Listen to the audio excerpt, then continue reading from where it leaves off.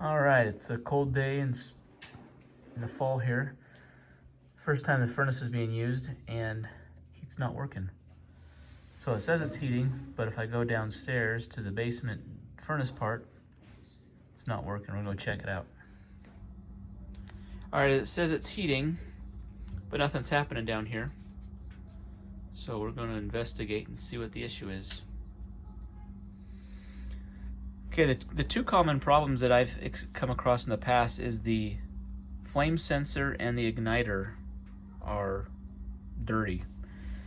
So cleaning those in the past have helped me. So if I just take the front panel off here, I'm just going to take off these two knobs, expose the panel.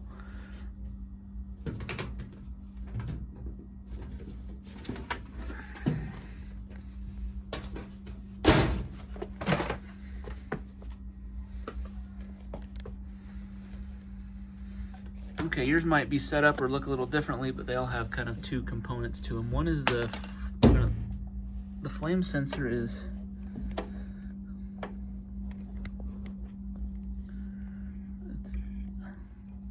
okay, that piece right there that has,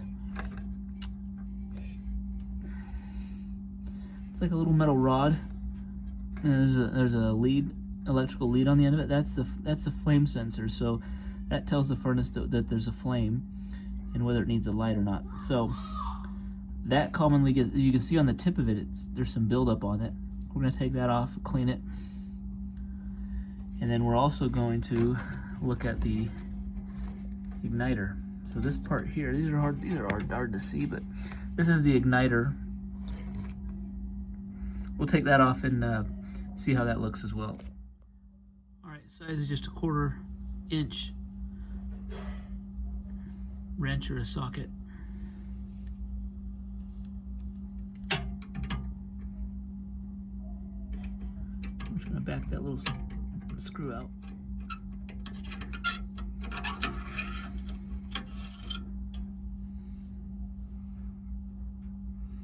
Okay, there's your flame sensor. So see how it's got a lot of buildup on it.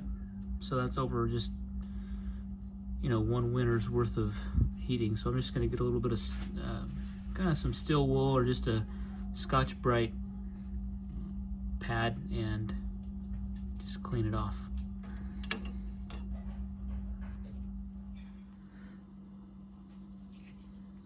Okay, we got our flame sensor. Actually, I just disconnected it from the lead there so I could clean it a little better, but I'm just gonna rub it down here with a little Scotch-Brite pad.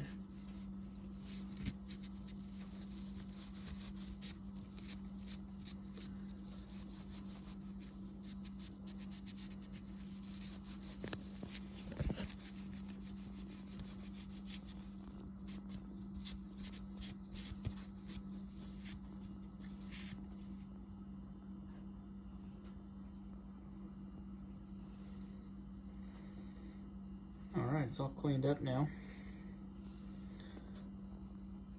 I'm just going to put it back. So there's just this wire here that it hooks into and then it just screws in.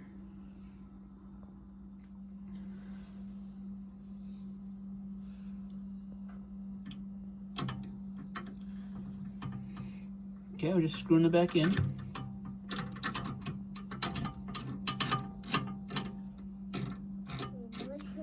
All right, we have our flame sensor screwed back in. It's all cleaned up. Now I'm just going to check the igniter just to clean that up as well. And that's up here. And the only difference on this one is it just has there's just two screws on either side. They're the same size, 1/4 inch. I'm going to remove that, clean that up too. Alrighty, we got it unscrewed. So this is the igniter. This is what lights the flame. So I'm just going to give this just clean this up a little bit.